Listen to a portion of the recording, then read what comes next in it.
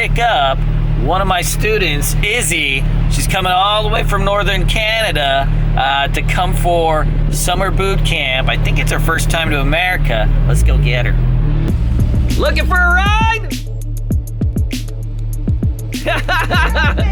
Hey, what's going on? How are ya? Good. So good to see. I can see your beautiful edges like What's in it? What you got? The ginger gives it that kind of.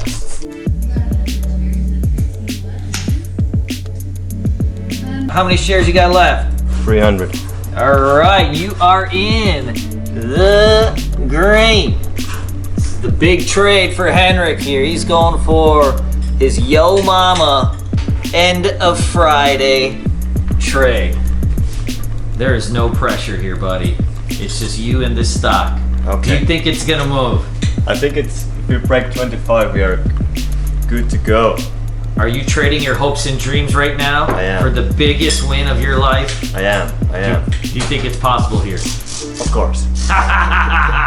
Alright, go watch your stock here. Come on. Stop goofing around. For me, so I like to use just the layout for the day layout. But like I could tell like from the bottom, I don't even have to look at his trades first. I look at the bottom first. So I'll know like, okay, what's his volume? You know, I'll know exactly like, was he over trading? Like how many executions, you know? And so like, I'll have already like the gist of like what's going down with him, you know, even before I have to look at the trades because, you know, Henrik's got like certain patterns. Like when he trades too many tickers, like he usually gets smoked out. But there's always like, usually he has like one weird day that gets him. And that day always has a bunch of tickers.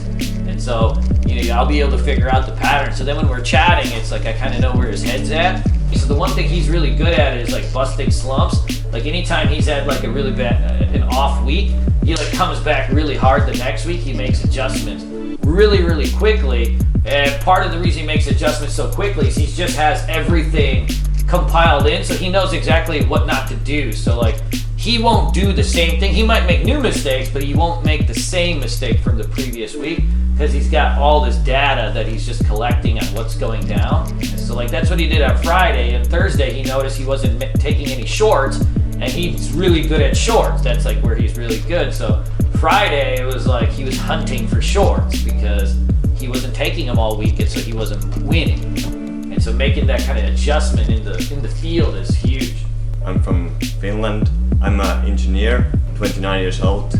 Hobby is fencing. I like card tricks, magic tricks, and now I'm starting trading. If it's a 9 EMA trender since February 7th, right? Do we really want to get in front of it and be like, out of the last 120 days it's been riding the 9 EMA, I'm gonna this is gonna be the day it breaks below? It could work up towards that long-term resistance of 2750 or 27. Yeah, you could get, you know, kind of towards some of these highs here. Oh my god. You probably would want to take this. Hey, is this live? Yeah.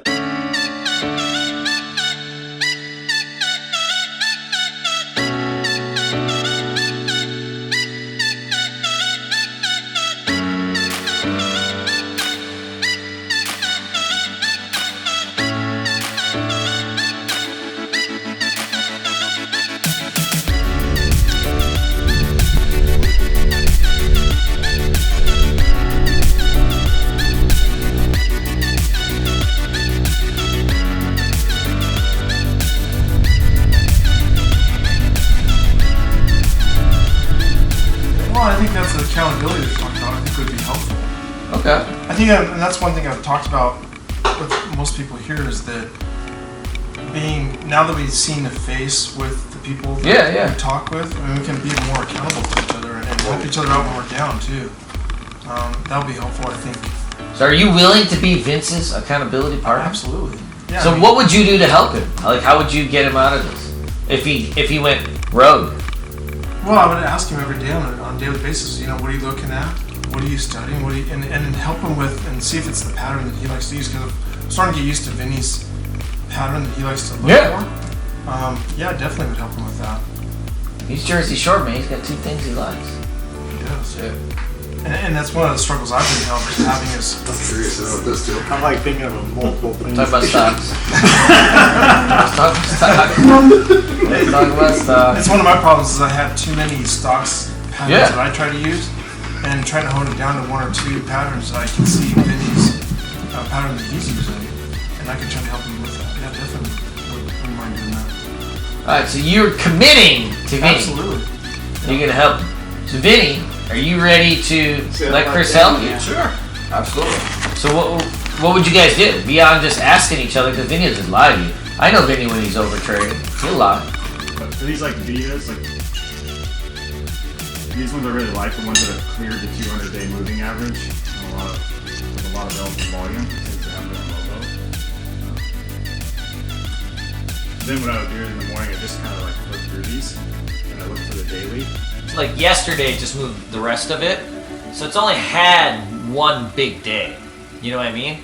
The other previous 10 days, right, they were like, it was moving up like 3-4 pennies a day. So it makes it look overbought. But it's not really. But it's not extended. So in this particular case, overbought and extended they're not matching.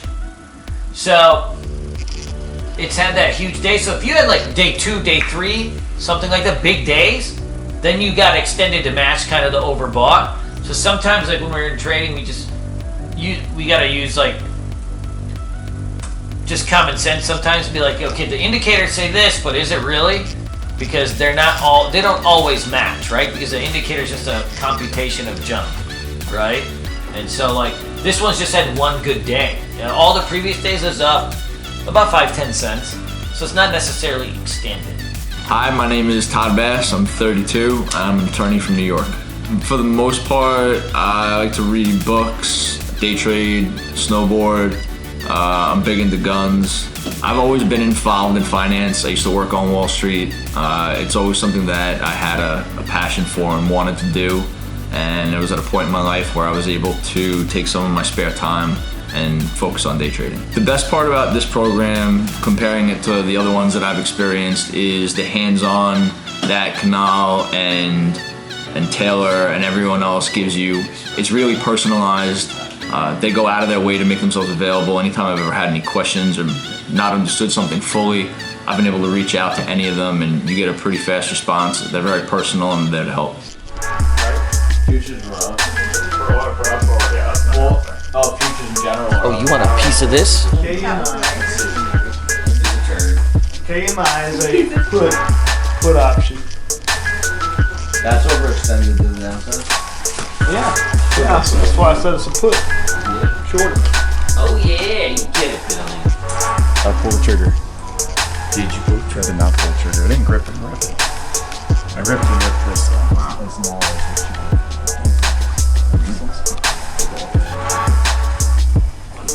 So Cody, what are you trading right now? Got pinned. How's it going? It's going. We need a little bump. But it broke this the tie on the daily that it kind of flagged off of. Got a nice little coming off the flag here in the intraday. It'd be nice if we can get to the 1920 range. We got a little win. My name is Cody CHRISTOPHERSON. I'm from Venice Beach, California. And what do you do for a living? I'm a business analyst for an entertainment company. What are your hobbies? I like to surf, I like to go to the beach, I like to work out, travel. Just like to spend the time outside. I started investing when I was in my teenage years. My dad had noticed I kept saving all my money in a safe. I was obsessed with trying to pack this safe full of money. And he took me to the bank and he was like, you should open up a savings account. And so I opened up a savings account and put it in a CD. And I was just intrigued with how you could get money, your money could work for you and you could get a percentage back at the end of the year, then the 6 months. My dad actually participated in it, I believe, a year or so before I was introduced to it. He's a pretty critical and analytical guy, so for him to bring something to me that he thought was that could work and be something that could lead to further success, I was like, okay, I'll take a look at this. And then after speaking to Kunal and Mary Beth and kind of getting an idea of what was entailed with the program, I thought it was the right fit for me. So how's your experience been thus far? It's been great. It's been like one of the best things that I've I've done, and it's not easy, but there's also a lot of support. You have Kunal and Mary Beth who you can ask them a question anytime during the day, and they'll get a response back to you either the same day or the next day, but all the responses are well thought out. It's not just sending a response out to get the response out. And then we have the group of traders that are part of the mentorship, and it's nice to have other people to communicate and bounce ideas off of, because sometimes your ideas, you don't really need to go to Kunal or Mary Beth. It's just, you need someone there to interact with and make sure that you're not going crazy.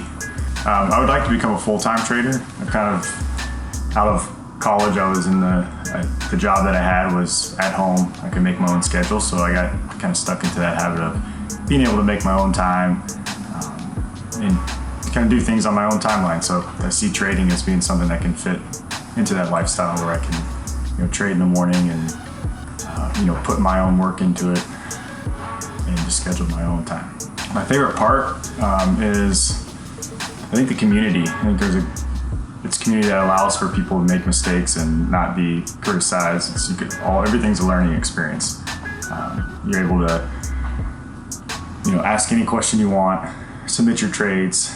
They actually look at the trades and send detailed notes that give you a direction to go, so you can make actions on mistakes that you made. Where I know sometimes people can just tell you like, oh, you should have done this, and it's like, oh, well, why should I do that? And like, how do I do this better next time? And a lot of those answers are given in this program.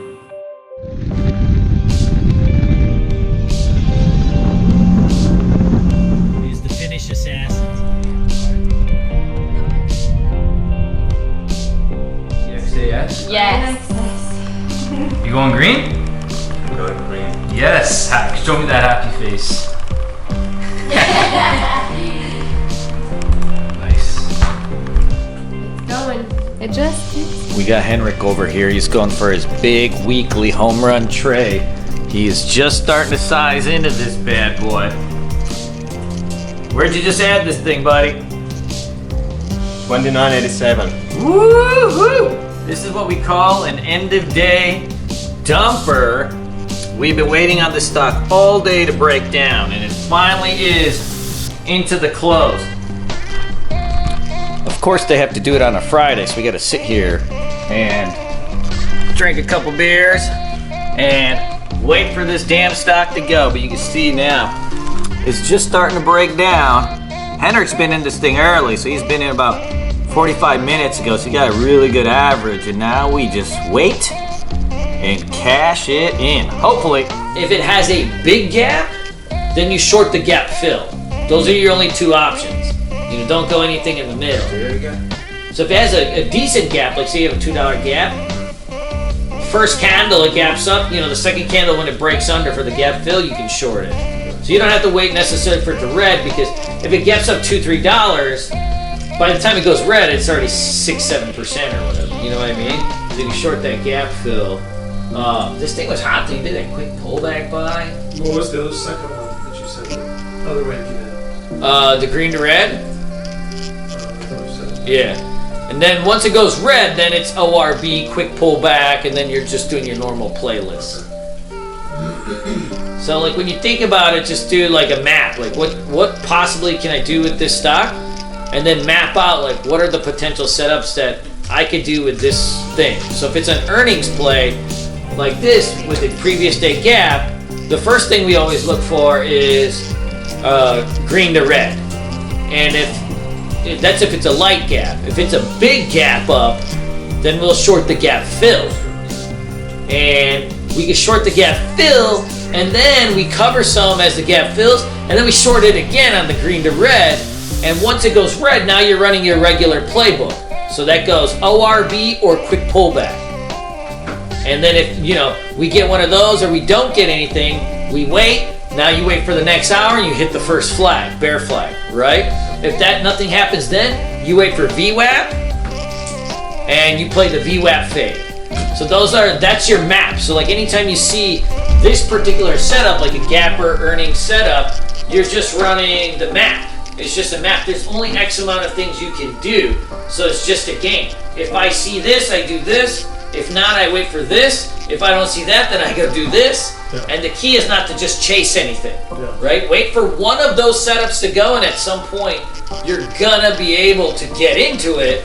The thing is just to have a good setup and wait for the entry, because a particular setup like this, like, you'll have freaking multiple entries during the day, like even on its earnings day, right? This thing. A lot of one-on-one time. You know, there's a lot of commitment here with this group of people. It's like if you put in the time and effort and he sees that, he will 100% be behind you to make sure you succeed. It's more personal. You get help with whatever you want. It's one-on-one session, stuff like that. So you get the help you need, and it will force you to it forces you to understand what he's talking about instead of like ignoring and stuff like that. So. Any final thoughts? I want to do this again. Highly recommend it. Good stuff.